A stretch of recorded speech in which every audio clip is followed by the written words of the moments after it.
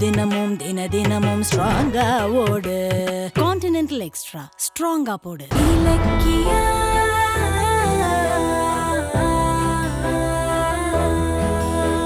உங்களுக்காக தான் காத்துட்டு இருந்தேன் கௌதம். எங்களுக்காகவா? ஏன் அத்தை? இன்னைக்கு கோர்ட்ல பெர்ஜுரி கேஸோட விசாரணைன்னு எனக்கு தெரியும். எஸ்எஸ்கேவோட ஜாமீன் விஷயம் என்னாச்சுன்னு தெரியாம எனக்கு ஒரே பதட்டமா இருந்துச்சு. நீங்க கோர்ட்ல இருந்து எப்படியும் இந்த வழியா தானே போவீங்க, அதனாலதான் உங்களை பார்த்து என்ன ஏதுன்னு கேட்டுட்டு போலான்னு நின்னுட்டு இருந்தேன். ஆமா, என்னாச்சு? அந்த எஸ்எஸ்கே படுபாவிக்கு ஜாமீன் கிடைக்கல? ஜட்ஜி அந்தால மறுபடியும் ஜெயிலையே போட்டாரா? என்ன ரெண்டு பேரும் பதிலே பேச மாட்டேங்கிறீங்க? கோர்ட்ல என்னதான் ஆச்சு? என்ன சொல்றதுனே தெரியல அத்தை. அந்த எஸ்எஸ்கேக்கு ஜாமீன் கிடைச்சிருச்சு. என்ன சொல்ற கௌதம்? இலக்கிய சொல்றது உண்மையா? அந்த ஆளு வெளியே வந்துட்டானா? ஆமாமா, நாங்களே இதை எதிர்பார்க்கல. அந்த எஸ்எஸ்கே தப்பிச்சிட்டான். எப்படி கௌதம்? அதான் அந்த ஆளே குற்றத்தை ஒத்துக்கிட்ட வீடியோ வாக்குமூலம் இருக்கே, அப்புறம் எப்படி கோர்ட் ஜாமீன் கொடுத்தது? கோர்ட் ஒன்னும் தானா ஜாமீன் கொடுக்கல அத்தை. அந்த எஸ்எஸ்கே சதி செஞ்சு கோர்ட் கொடுக்க வச்சிட்டாரு. என்ன சொல்ற? எனக்கு ஒண்ணுமே புரியல. விசாரணைக்கு வர வேண்டிய நம்ம வக்கீல அந்த எஸ்எஸ்கே கடத்திட்டாரு அத்தை. அட பாவி, அந்த ஆளு தன்னோட புத்தியை காட்டிட்டானா? கேஸ்ல நம்ம வக்கீல் ஆஜராகாதது எஸ்எஸ்கேக்கு சாதகமா போச்சு. அதோட அந்த ஆளு ஹார்ட் அட்டாக்னு நாடகம் போட்டு பொய்யா மெடிக்கல் சர்டிபிகேட் கொடுத்தது இன்னொரு பிளஸ் ஆயிடுச்சு. கடைசியில எங்களால ஒண்ணுமே பண்ண முடியலமா. ஜட்ஜ் அந்த ஆளுக்கு ஜாமீன் கொடுத்துட்டாரு. எப்படி நமக்கு ஆதாரம் வலுவா இருக்கு. எஸ்எஸ்கேவை மறுபடியும் ஜெயில போட்டுருவாங்கன்னு நம்பிக்கையா இருந்தேன். எல்லாமே வீணா போச்சு. அந்த அயோக்கியன் தனக்குன்னு ஒரு விஷயம் நடக்கணும்னா என்ன வேணாலும் செய்வான். இன்னைக்கும் அதே மாதிரிதான் செஞ்சுட்டான். நான் வேண்டின கடவுள் என்ன கை விட்டுட்டாரு. கவலைப்படாதீங்க அத்தை.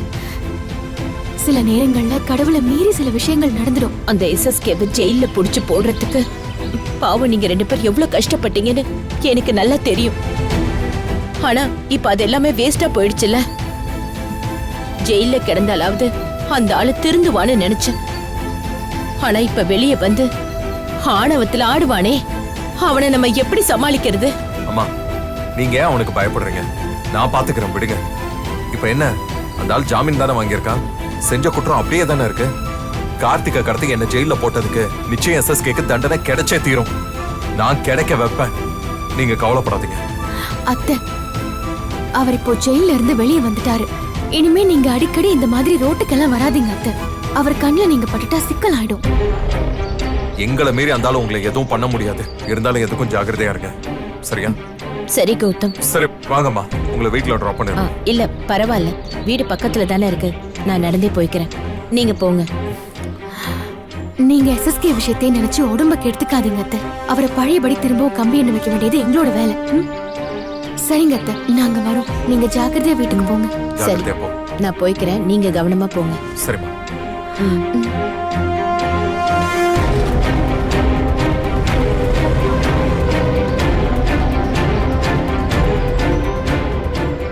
இந்த எஸ்எஸ்கே ஜெயிலுக்கு போய் தெரிஞ்சிருவான்.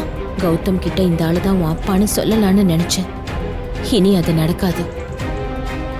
டே எஸ்எஸ்கே, நீ இனிமே திருந்தறதுக்கான வாய்ப்பே இல்லை. மறுபடியும் என் பிள்ளைய தொந்தரவு பண்ண தானே வந்திருக்க. இனியும் உன்னால கௌதம்க்கு ஏதாவது ஆச்சு, நான் உன்னை சும்மாவே விட மாட்டேன்டா.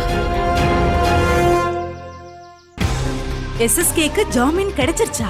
ஆமா ஆண்டி, இப்ப எஸ்எஸ்கே அப்பா இந்த வீட்ல தான் இருக்காங்க. எப்படி ஜாமீன் கிடைச்சது? அதுக்கு வாய்ப்பே இல்லைன்னு கௌதமும் இலக்கியாவும் கிளம்பி கோர்ட்டுக்கு போனாங்களே. ஆமா, அவங்க போனாங்க.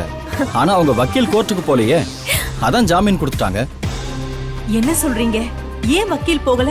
அத்தை, கௌதம் இலக்கியாவோட வக்கீல தாட்சாயணி ஆண்டி ஆளை வச்சு தூக்கிட்டாங்க. என்ன நடந்தது தெரியுமா?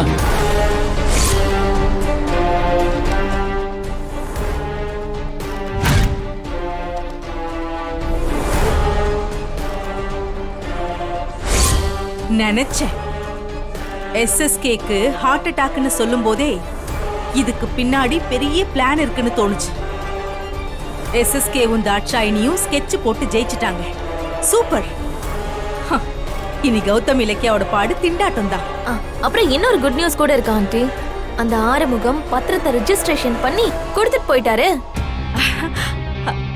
வாவ், என்ன அடுத்தடுத்து சந்தோஷமான விஷயமா சொல்லிட்டு இருக்கீங்க?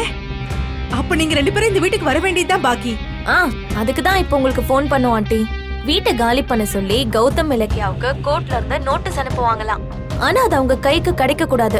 ஏன்னா தெரியும், நோட்டீஸ பார்த்தா கௌதமும் இலக்கியாவும் வீட்டை காலி பண்ணாம இருக்க கோர்ட்ல போய் ஸ்டே வாங்கிடுவாங்க. அதானே? சரியா சொன்னீங்க அத்தை. அதை தடுக்க ஒரே வழி அந்த நோட்டீஸ் அவங்களுக்கு கிடைக்காம நீங்க தடுக்கணும். ப்ளீஸ் அத்தை, அந்த ஒரு ஹெல்ப்பை மட்டும் எப்படியாவது செஞ்சிருங்க. டேய் கார்த்திக், இது உதவி இல்லடா, என் கடமை. கான்டினென்டல் இன்ஸ்டன்ட் காபியின் பெரிய பருத துகள்களின் வலுவான சுவை.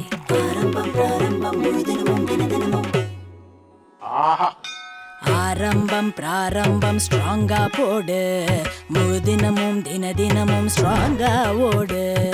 கான்டினென்டல் எக்ஸ்ட்ரா ஸ்ட்ராங்கா போடு. வீடியோ உங்களுக்கு பிடிச்சிருந்தா லைக் பண்ணுங்க, கமெண்ட் பண்ணுங்க அண்ட் ஷேர் பண்ணுங்க. மறக்காம சரிகமா டிவி ஷோஸ் தமிழை சப்ஸ்கிரைப் பண்ணுங்க.